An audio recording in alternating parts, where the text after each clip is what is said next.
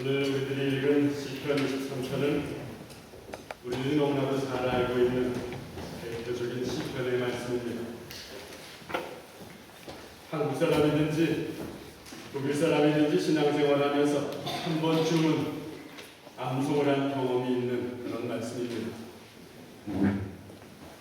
특별히 시편 23편에는 하나님을 주인으로 고백하는 사람들에게 주어지는 자유함에 대한 축복이 담겨져 있습니다. 예수님께서도 이 자유에 대해서 이렇게 말씀하십니다. 진리가 너희를 자유하게 할 것이다. 예수님이 말씀하신 이 진리라는 말씀은 세상의 진리가 아닙니다. 세상의 진리가 아니라 인간을 머무르고 이 땅에 오신 하나님의 아들 예수님이 진리이십니다. 선언하는 것입니다. 또 예수님께서 강조하십니다. 그러므로 아들이 너희를 자유롭게 하면 너희는 참으로 자유로워질 것이다. 예수를 믿으면 진정한 의미에서 우리들이 자유인이라는 의미입니다. 그런데 사람들은 이 자유에 대해서 오해를 하고 있습니다. 우리 한국적인 상황에서는 누구든지 신앙을 갖게 되면 많은 부분에서 자유가 아닌 구속을 받게 된다고 이야기합니다. 어떤 구속을 말하는 것입니까? 교회 생활하다 보면 나는 정말 하기 싫은 것을 하라고 하는 것이 많다는 것입니다. 겸손하라고 말합니다. 참으라고 말합니다. 원수도 사랑하라고 말합니다. 미워하는 사람을 미워하지 말라고 말합니다. 그냥 하고 싶은 것은 어떻습니까? 내가 하고 싶은 것은 하지 말라는 것도 참 많은 것입니다. 예를 들면 술도 마음껏 못 먹습니다. 담배도 마음껏 피지 못합니다. 또 주일에는 어디 여행도 못 가는 것입니다. 이젠 인생의 즐거움도 없이 얽매이게 된다는 것입니다. 기쁘다고 해서 교회에 왔습니다. 좋은 일이 있는다고 해서 교회에 왔습니다. 그런데 신앙생활 하다 보니까 재미없다는 것입니다. 그래서 많은 사람들은 이런 말들을 하고 있습니다. 하나님을 붙잡고 있으면 세상의 좋은 것들 다 포기해야 합니다.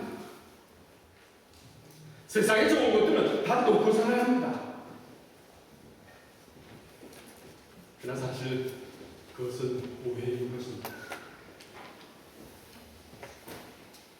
하나님께서는 우리들을 양으로 부르신 목적이 있습니다.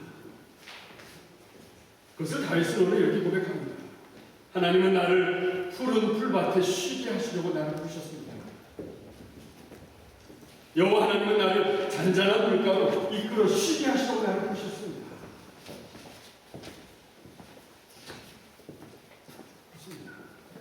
하나님께서 우리를 양으로 부르신 목적은 우리들을 당신의 노예로 삼으려고 하는 것이 아니라는 것입니다. 이스라엘을 이집트에서 끌어내 광야로 몰아가시면서 그들을 괴롭히고 그들을 굶주리게 하시고 그들을 목마르게 하시려고 하는 것이 아니라는 것입니다. 하나님께서는 우리들을 좋은 풀밭이 있는 곳으로 부르신 것입니다. 맑은 물이 흐르는 곳에서 쉬게 하시려고 부르신 것입니다. 그곳에서 자유를 누리면서 풍성하게 하시려고 우리를 부르신 것입니다. 가만히 생각해 봅니다. 오늘 우리가 정치적으로 경제적으로 자유한다고 해서 우리 삶이 자유롭습니다. 사회적으로 자유한다고 해서 여러분들의 삶이 참 자유롭습니다. 그래서 더 이상 욕심이 없습니다. 그래서 더 이상 두려움이 없습니다. 그래서 더 이상 상처가 없습니다.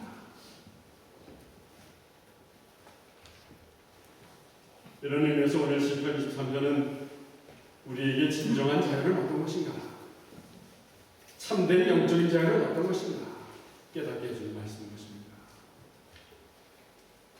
특별히 저는 오늘 시편 23편을 통해서 우리 삶을 자유롭지 못하게 하는 이 죄의 정체를 살펴보면서 참 자유가 무엇인지 세 가지로 묵상해 보려고 합니다. 먼저 오늘 시편 23편이 우리에게 주는 교훈은 욕심에서의 자유입니다. 우리 인간에게는 욕망이라는 것이 있습니다. 근데 건강한 욕망은 건강한 삶의 특징이라는 것입니다. 건강한 욕망은 게으른 것을, 나태한 것을 물리치는 힘이 되는 것입니다. 이 욕망이 없다면 우리 문명은 발전을 하지 않았을 것입니다. 못했을 것입니다. 또 이 욕망의 다른 표현이 의욕이라는 표현도 있습니다. 이 의욕이라는 것은 우리 삶을 힘있게 하는 에너지라고 저는 생각이 됩니다. 문제는 건강한 욕망이나 건강한 의욕이 아니라는 것입니다. 이기적인 우리의 욕심이 문제입니다. 야고보서는 이 문제를 이렇게 지적합니다. 욕심이 죄를 짓게 합니다. 죄가 자라서 죽음을 가져오는 것입니다. 그런데 오늘 다윗의 고백을 한번 묵상해 봅니다. 여호와는 나의 목자시니 내게 부족함이 없습니다. Der Herr ist mein Hirt, mir wird nichts mangeln. 하나님이 나의 삶의 주인으로 나와 함께 하시니 나는 더 이상 아쉬울 것이 없습니다. 지금 다윗의 고백, 자신이 원하는 모든 것을 얻었기에 이제는 더 이상 아쉬울 것이 없다는 그런 고백이 아닌 것입니다. 그런 것이 아니라 세상 만물을 창조하시고 다스리시고 주관하신 하나님께서 나의 목자가 되시기에 세상에 부러울 것이 없고 세상에 아쉬울 것이 없다는 고백입니다. 근데 사실 우리가 세상을 살아보면 어떻습니까? 부족한 것이 참 많습니다. 아쉬운 것들이 참 많음을 늘 느끼며 살아가게 됩니다. 근데 그럼에도 아쉬워하지 않는 이유가 있습니다. 아쉬워하지 않는 이유는 우리에게 부족한 것은, 우리에게 아쉬운 것은, 우리에게 필요한 것이 아니라고 하나님께서 판단하신 것이기 때문이라는 것입니다. 하나님께서 그렇게 판단하셨기에 주시지 않았다는 우리의 신뢰인 것입니다. 그래서 하나님의 사람들은 부족하고 아쉬운 것에 연연하지 않습니다. 왜 연연하지 않습니까?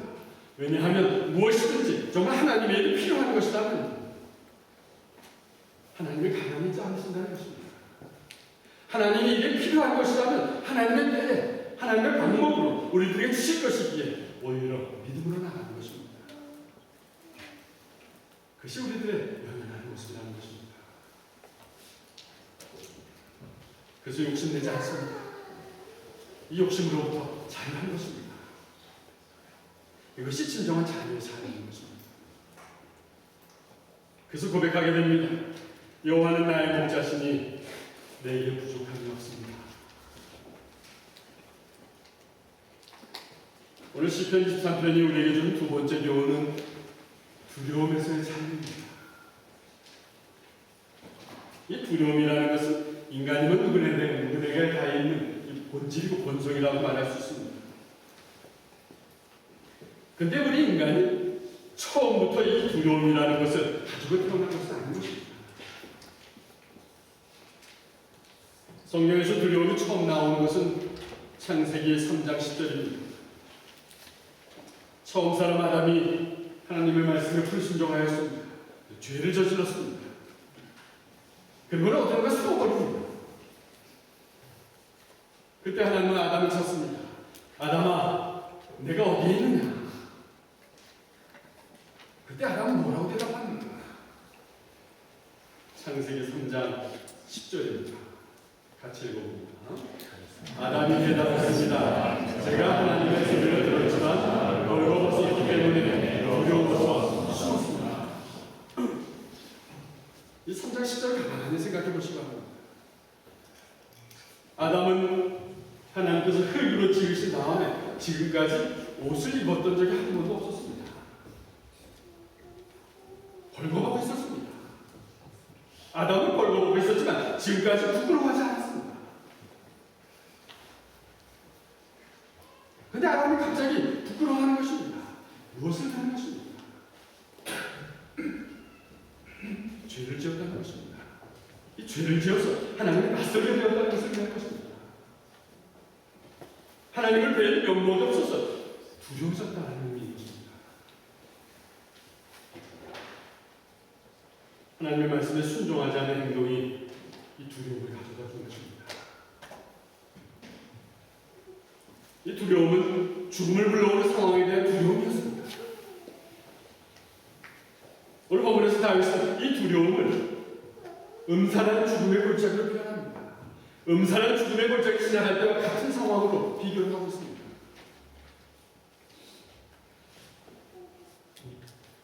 그렇습니다. 우리 사람들은 갑작스러운 사고를 당하거나 정말 힘든 병을 얻게 되었을 때 죽음을 느끼게 하는 그런 상황들에 대해서 두려워하기 시작합니다. 이 두려움은 첫사람인 아담으로부터 전해진 두려움이라는 것입니다. 약한 세력들은 우리의 이런 상태를 잘 알고 두려움의 노예가 되어 우리를 유혹하고 강요할 것입니다. 그래서 두려움이 점점 더 깊어지는 것입니다.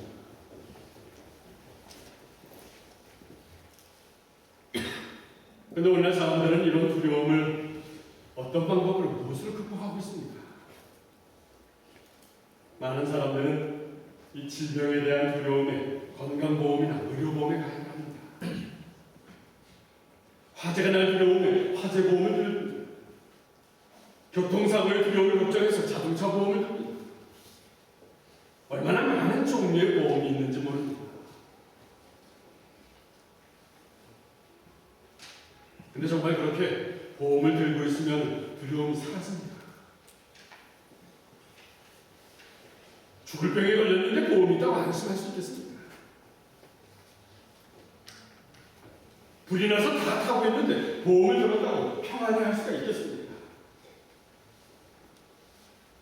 보험을 들었다고 두려움 없이 운전할 때마다 평안하게 할 수 있겠습니까? 아닙니다. 다윗은 매일매일 죽음의 음산한 골짜기를 지나가게 된다 하더라도 두려워하지 않습니다. 라는 이유를 오늘 본문 4절에서 고백합니다.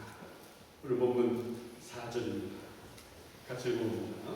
내가 항상 죽음의 골짜기를 지나가게 된다 하더라도 나는 겁나지 않습니다. 그것은 주님께서 나와 함께 계시기 때문입니다. 주님의 막대기와 지팡이가 나를 든든하게 보호해 줍니다. 그렇습니다. 우리가 음산한 죽음의 골짜기를 지나갈 때 나 혼자가 아니라는 것입니다. 주님께서 나와 함께 하시는 사실입니다. 하나님께서 우리가 가는 길에 동행하고 계시다는 사실입니다. 우리가 죽음의 골짜기에서 헤매고 있다는 생각하는 그 순간에도 하나님께서 한순간도 나를 놓지 않으시는 하나님이십니다.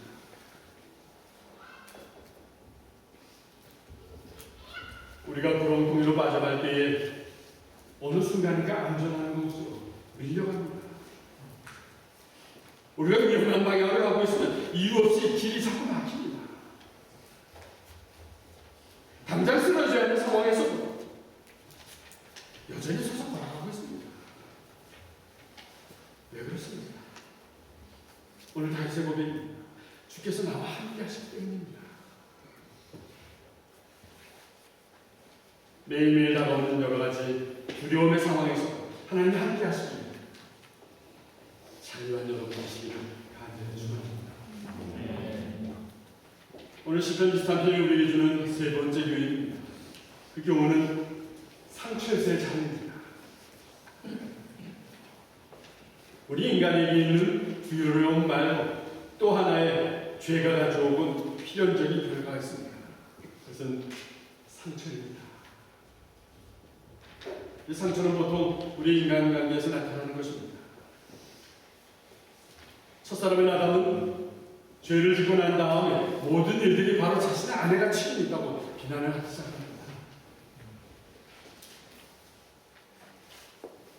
두려워서 숨었다던 아담은 창세기 3장 12절에 보면 이런 얘기를 합니다.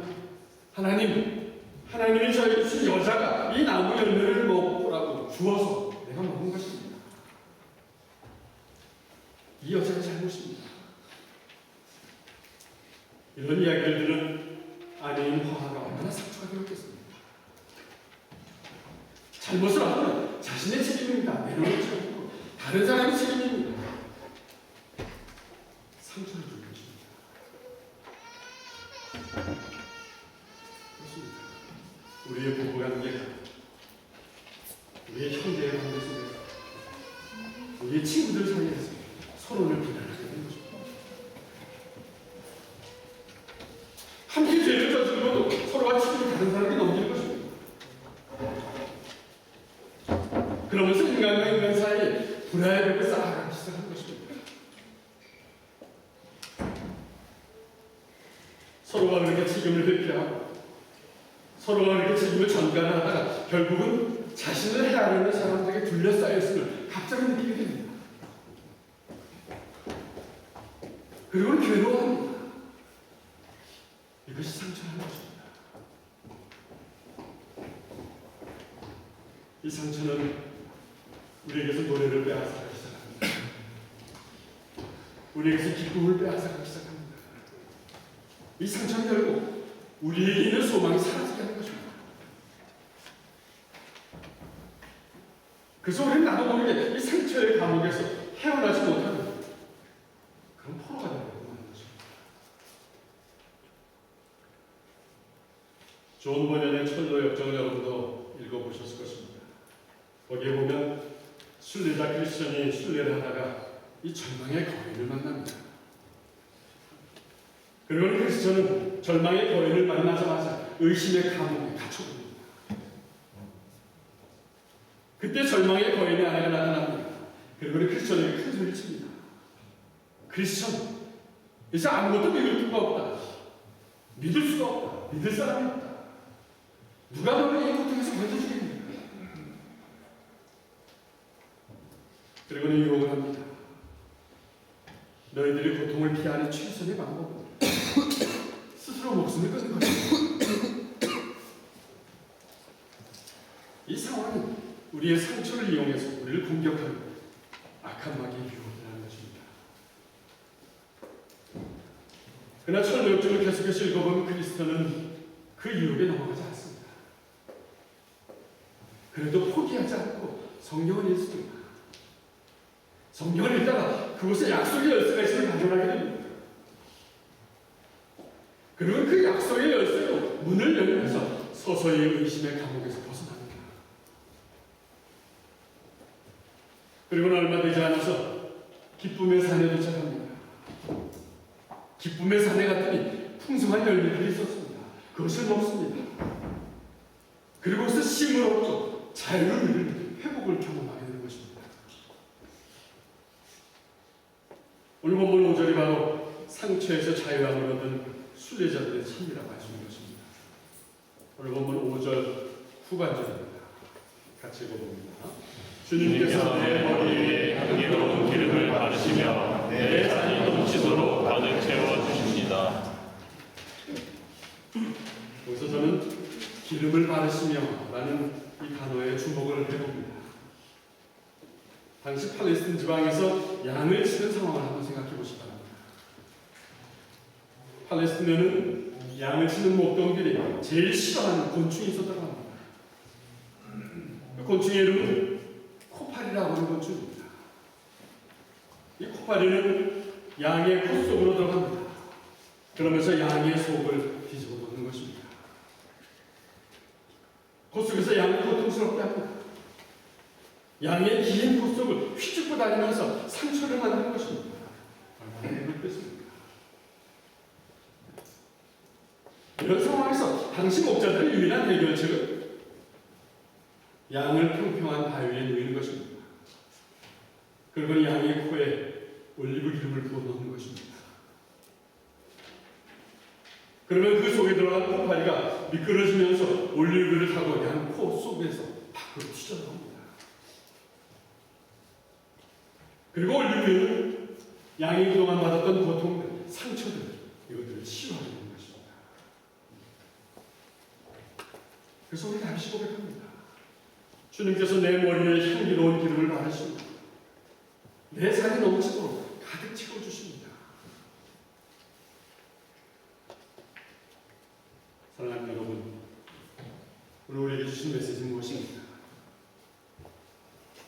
여러분들 중에도 이 코파리와 같은 공격이 언제나 나에게 몰려올지 그것을 두려워하시는 분이 계십니다.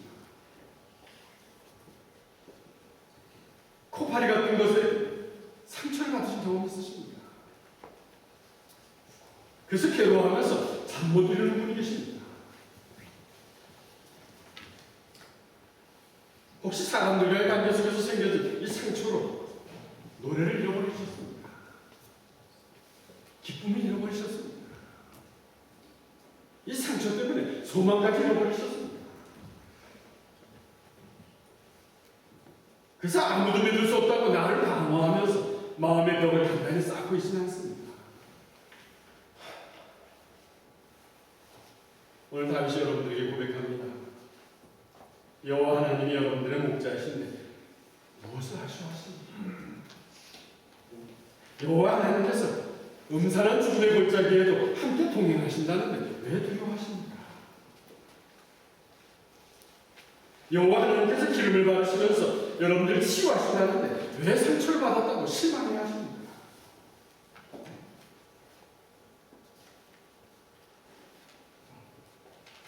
다윗을 통해서 고백하는 이 하나님의 약속의 말씀을 마음을 열고 한번 들어보시기 바랍니다. 그리고 여러분들도 성령의 기름 부으심을 사모하시기 바랍니다. 성령의 기름 부으심이 여러분들에게 임하면 욕심이 사라질 것입니다. 두려움이 없어질 것입니다. 여러분들의 상처가 치유가 될 것입니다. 그래서 여러분들도 자유함을 외치게 될 것입니다. 여호와의 선하심과 사랑하심이 내가 죽는 날까지 나와 함께 하실 것이 틀림없습니다. 이제 나는 여호와의 집에서 영원히 살 것입니다. 여호와의 선하심과 사랑하심을 인하여서 어떤 상황에서 자유로운 저와 여러분들의 삶이기를 간절히 축원합니다. 사랑의 주님, 하나님의 사람으로 살아가는 우리들이지만 우리의 주인이신 하나님 한 분으로 만족하지 못하며 살아가고 있습니다. 그래서 우리들 욕심을 내고 살고 있습니다. 그 욕심 때문에 두려워하기도 합니다. 그 욕심 때문에 두려워하면서 상처를 받고 살아가기도 합니다. 그래서 우리들이 그동안 자유하지 못한 삶을 살고 있었습니다. 주님, 오늘 시편 기자의 고백처럼 우리도 여호와 하나님을 인하여서 자유한 삶을 살기를 소망합니다. 하나님 우리의 목자이시기에 아쉬운 것이 없고 하나님께서 우리와 늘 동행하시기에 두려워하지 않고 하나님께서 기름을 받으시기에 치유하시기에 상처를 받고 살지만 회복되고 자유할 수 있도록 성령과 함께 해주시옵소서. 온전히 주님이 나의 삶의 주인이십니다. 고백하며 살아갈 수 있는 기쁨으로 살아가게 하시고 소망으로 살아갈 수 있도록 성령으로 도와주시옵소서. 예수님의 이름으로 기도드렸습니다. 찬송가 400